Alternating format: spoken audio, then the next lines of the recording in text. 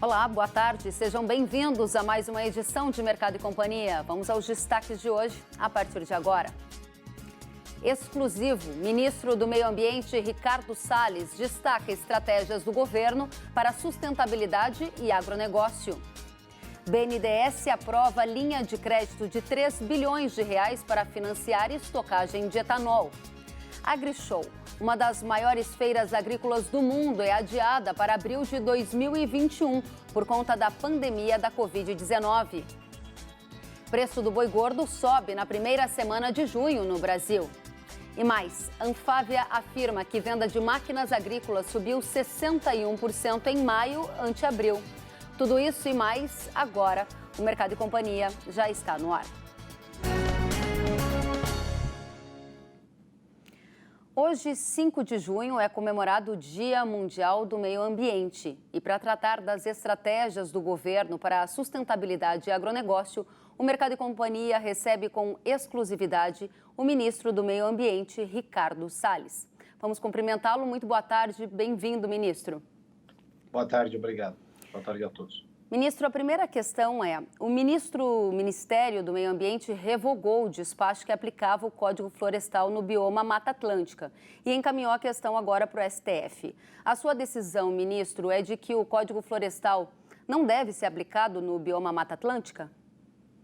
Na verdade, nós revogamos a aplicação, a vinculação do parecer da AGU. O parecer da AGU que dizia, já respaldando a posição anterior, de que deve aplicar o Código Florestal em todos os biomas, inclusive Mata Atlântica. Essa posição foi acolhida por nós, mas diante do excesso de judicialização e, portanto, da insegurança jurídica que se criou com essa judicialização, a própria AGU entendeu por bem ingressar com uma medida judicial no Supremo Tribunal Federal para decidir definitivamente qual é a decisão, qual é a aplicabilidade do Código Florestal sobre a Mata Atlântica ou não.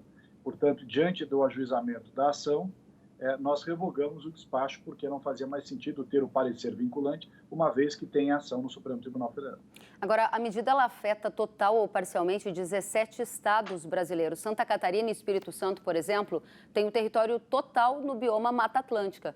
A Confederação da Agricultura e Pecuária do Brasil afirma que 2 milhões e 500 mil pequenos produtores rurais foram colocados do dia para a noite, ministro, em total insegurança jurídica. A leitura de alguns advogados, inclusive, é que órgãos ambientais podem entender que a atividade está sendo desenvolvida de forma ilegal e aplicar multando ou aplicando sanções. O senhor concorda?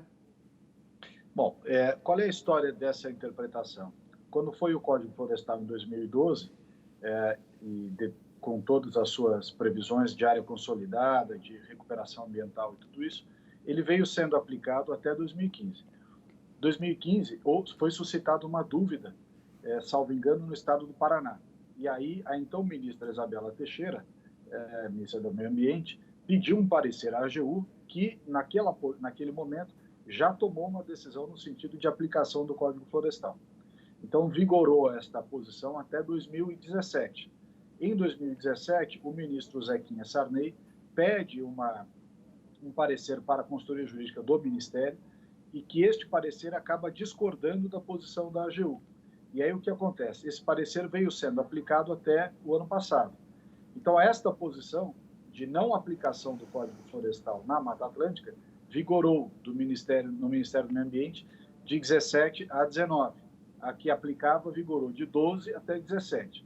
O que nós fizemos? A AGU, por sua vez, foi provocada pela CNA e fez um parecer reforçando a aplicabilidade. E nós reconhecemos o caráter vinculativo deste parecer através de um despacho que era de mera aplicação do parecer da Advocacia Geral da União. O que eu disse agora há pouco? Que, diante desse ajuizamento, a própria AGU entendeu que era mais adequado ajuizar uma ação no Supremo Tribunal Federal. Portanto, aqui, a situação que se estabelece é a mesma que estava antes do despacho agora de abril. Então, não tem diferença em relação àquilo que estava antes. Continua a mesma situação que vigorou até abril deste ano, fica agora vigorando novamente com o ajuizamento da ação. Mas essa ação, por sua vez, pode ser que traga a solução, aliás, deve trazer a solução definitiva, que pode ser para um lado, pode ser para o outro. Nós entendemos que será, provavelmente, pela aplicabilidade do Código Florestal, uma vez que o próprio julgamento do Código Florestal do Supremo Tribunal Federal não excluiu nenhum bioma da sua aplicação. Mas essa é uma decisão que o Supremo terá de tomar. E já há uma expectativa de data para o STF discutir este assunto? Não, agora a AGU vai acompanhar, tem um pedido liminar, provavelmente outras entidades, como a CNA, por exemplo, devem ingressar na ação, na qualidade de amicus curiae, mas a dinâmica do Supremo Tribunal Federal nós não podemos dizer. Ministro, outro tema que eu gostaria de discutir com o senhor é a imagem do Brasil. O vice-presidente da República, Hamilton Mourão, ele disse, abre aspas, somos apresentados como vilões do meio ambiente quando não somos. Na sua avaliação, a imagem do Brasil está manchada? Como reverter isso? Olha, há muitos anos que o mundo que concorre com o Brasil no exterior vem tentando imputar a nós práticas ambientais que não são corretas, mas que não são praticadas aqui de maneira generalizada. Uma coisa é nós termos questões pontuais que devem ser coibidas e, quando são crimes, devem ser tratadas como crime. Agora, dizer que a agricultura brasileira, ou que o agro brasileiro, que o meio ambiente no Brasil não é adequadamente tratado, não é verdade. Nós temos o Código Florestal aqui, que nenhum outro país tem, temos 84% da Amazônia preservado, da nossa floresta preservada, que nenhum outro país tem nas suas, 66% da vegetação nativa brasileira também preservada, nós temos 84% de matriz de energia elétrica limpa, nós temos o etanol, que é um exemplo de combustível renovável e biomassa para todo o mundo. Portanto, nós somos um exemplo de sustentabilidade, não o contrário. Agora, infelizmente, algumas pessoas e algumas entidades ganham dinheiro para falar mal do seu próprio país no exterior. Algumas pessoas querem se promover pessoalmente, gerando essas polêmicas, não só no Brasil, no exterior. Eu acho que, como brasileiros, tinham que ser os primeiros a defender o país. Nós temos aqui problemas pontuais, temos problemas orçamentários, temos problemas históricos em várias regiões do Brasil. Infelizmente, é preciso ter prosperidade e desenvolvimento econômico sustentável, sobretudo na Amazônia, para que as pessoas tenham uma vida melhor. É a região mais rica do país, com o pior índice de desenvolvimento humano. A ausência de regularização fundiária contribui para o conflito, a ausência de pagamento por serviços ambientais para remunerar quem preserva e quem mantém a sua reserva legal também é um fator de desestímulo à preservação. Não fazer o zoneamento econômico-ecológico, que é o plano diretor da Amazônia, também é um problema. E a tal da agenda da bioeconomia, com a qual nós concordamos, os que me antecederam não puseram de pé. Então, é preciso entender o que está acontecendo efetivamente para que a gente solucione os problemas e não fique falando mal do seu próprio país, no Brasil e no exterior. Bom, eu vou voltar a essa situação da imagem do Brasil, mas eu quero já pegar um gancho com algo que o senhor falou sobre pagamento por serviços ambientais. Essa, inclusive, foi uma pergunta que chegou da nossa audiência. Como está essa pauta dentro do Ministério do Meio Ambiente? Olha, nós temos dado total apoio para o pagamento de serviços ambientais. Inclusive agora, com o programa Floresta Mais, são 500 milhões de reais para pagamento por serviços ambientais e boas práticas. Nós entendemos que a melhor maneira de preservar é incentivar quem preserva, claro, fiscalizando, aplicando a lei para quem desrespeita, mas dar o incentivo econômico. O Congresso Nacional tramitou, com a ajuda do Ministério do Meio Ambiente, um projeto de lei acerca do pagamento pelos serviços ambientais, que agora está no Senado. Nós, da nossa parte, temos feito o direcionamento de recursos para que este programa tenha verba e chegue na ponta de quem preserva.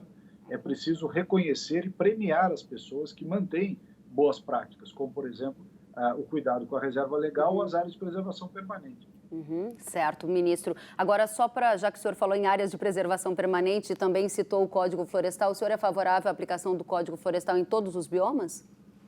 Eu acho que o Código Florestal é uma lei que pacificou o assunto no Brasil. Foi fruto de quase 900 audiências públicas, escutou-se todos os setores à época. Aquilo acabou sendo uma legislação possível e bastante bem equilibrada. Você pode ter pontos que são criticados pelos dois lados, questões específicas, mas, de maneira geral, uma legislação bastante equilibrada e que deveria ter pacificado o tema. Quem não permitiu que ela tivesse logrado seus efeitos foram algumas entidades ambientalistas que contestaram a validade do Código constitucionalmente, seja em tribunais estaduais ou no próprio Supremo Tribunal Federal, e atrasou a aplicação do Código Florestal em praticamente 5, 6 anos. Então, eu acho que o código é uma boa norma, ele deve ser cumprido na sua integralidade, e nós só teremos os resultados positivos, inclusive da recuperação ambiental, se nós deixarmos isso avançar com estabilidade. Agora, outra questão envolvendo ainda a imagem do Brasil. O parlamento holandês aprovou uma moção contra o acordo comercial entre União Europeia e Mercosul. Ministro, o pacto só vale depois de ser ratificado por todos os países participantes. Agora, críticas focadas no Brasil mencionam a devastação da Amazônia e a destruição no Cerrado. No entanto, estudos da Embrapa mostram que o Brasil ocupa 30,2% do território para uso agropecuário, enquanto 66% se destina à vegetação protegida e preservada. Essa informação está sendo sufocada por dados de aumento no desmatamento aqui no Brasil, na sua avaliação? Olha, a questão de como nós usamos o nosso solo, as boas práticas da agricultura, etc., são levadas ao exterior com bastante frequência. O problema é que nós sofremos uma campanha contra o agro brasileiro, contra as questões ambientais, por desinformação, em primeiro lugar, por concorrência, né, velada, e por esse estímulo que eu disse há pouco, que vem sendo feito por algumas entidades, inclusive, infelizmente, com participação de algumas pessoas que são da área do agro, são exceções, mas elas estão lá, e que repetidamente falam mal do Brasil no exterior. Levam dados contra a agricultura brasileira, levam dados contra o governo, levam dados contra o nosso interesse nacional. Então, isso realmente atrapalha. Que há uma tendência mundial ao protecionismo e os mercados se fecham diante de um momento de pandemia, isso também está claro. Mas é preciso que haja um alinhamento no sentido de expor as coisas positivas e parar de querer fazer promoção pessoal falando das coisas negativas. Agora, o senhor disse durante a reunião ministerial do dia 22 de abril que era preciso, abre aspas, passar a boiada. Logo depois, o senhor explicou que a expressão teria sido usada para destacar a necessidade de simplificar normas e desburocratizar. Quais são as ações do Ministério do Meio Ambiente que estão sendo adotadas para simplificar processos ambientais, ministro? Olha, o Brasil tem sido alvo de críticas nesse aspecto da burocracia, da falta de racionalidade, do inferno que é para o empreendedor tirar um simples alvará, uma licença de funcionamento, ou para alguém conseguir um laudo, né? Isso vem sendo criticado não só aqui dentro, mas por organismos internacionais, por entidades que financiam investimentos no Brasil, que estruturam a parte de investimentos aqui. Banco Mundial, BID, IFC, também aqui as universidades, os órgãos de fomento. Então, não é novidade para ninguém que nós temos um sistema irracional, burocrático, muitas vezes contraditório, que atrapalha o desenvolvimento do país, atrapalha os investimentos e, ao final, acaba atrapalhando, assim, também a preservação do meio ambiente, porque país pobre que não se desenvolve, não tem renda, não consegue cuidar do meio ambiente adequadamente. Então, o que nós temos feito lá? Todas as regras que podem ser racionalizadas sem diminuir as garantias ambientais, sem precarizar. Né? Precarizar nós não vamos, mas também demora, complicação, retrabalho, não é sinônimo de preservação. Então, tem inúmeras normas, desde secretarias de biodiversidade, por exemplo, que estavam há 2 anos aguardando 2 ou 3 mil pedidos de averbação de registro de pesquisa sobre biodiversidade. E não se dava vazão a isso. Nós fizemos um modelo que avança. Fizemos um modelo de informatização da logística e da monitoramento dos resíduos sólidos, que é o SINIR. Quer dizer, ninguém cuidou do lixo e do saneamento do Brasil, que, aliás, é quem polui.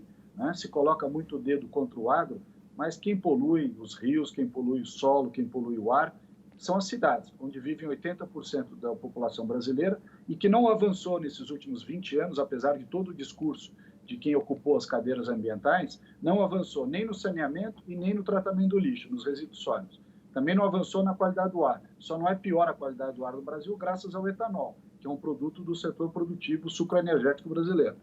Então, é preciso ter a exata medida do que está acontecendo e não se deixar impressionar por falas ou por questões que vêm de fora ou por outros que querem ver realmente a polêmica instalada.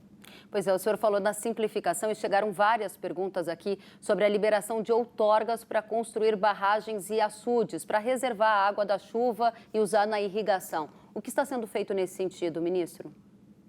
Nós recebemos um pleito importante, aliás, de várias origens, né, no sentido de ter lógica, de ter racionalidade para permitir a reservação de água. A Agência Nacional de Águas também foi consultada, enfim, isso tudo deve avançar. Agora, nós temos que ter muito cuidado, realmente, tudo feito dentro da lei, nos procedimentos corretos, mas tem que ser feito. Nós não podemos sentar em cima dos assuntos e não discuti-los. Quer dizer, não pode haver uma vedação à análise e à modernização das coisas. Bom, agora sobre moratória da soja, outra pergunta que chegou da nossa audiência, ministro. É um acordo feito entre ONGs, agroindústrias e governos com o compromisso de não comprar commodities de áreas desmatadas ilegalmente. Qual é a opinião do ministro sobre a moratória da soja, por exemplo, no Cerrado?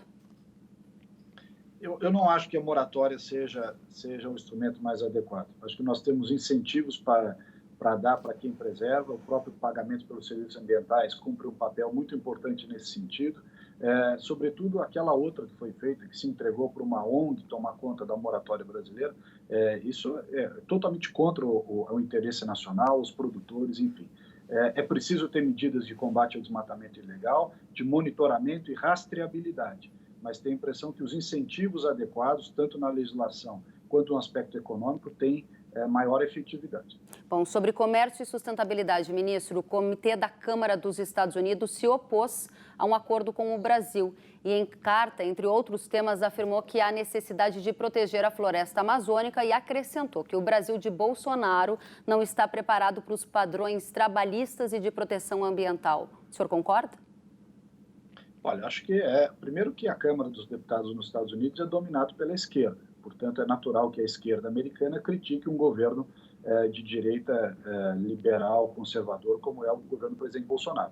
Agora, essas afirmações não são verdadeiras. Nós temos aqui no Brasil uma legislação bastante restritiva, aliás, muito mais restritiva do que a americana. E essas leis são cumpridas aqui.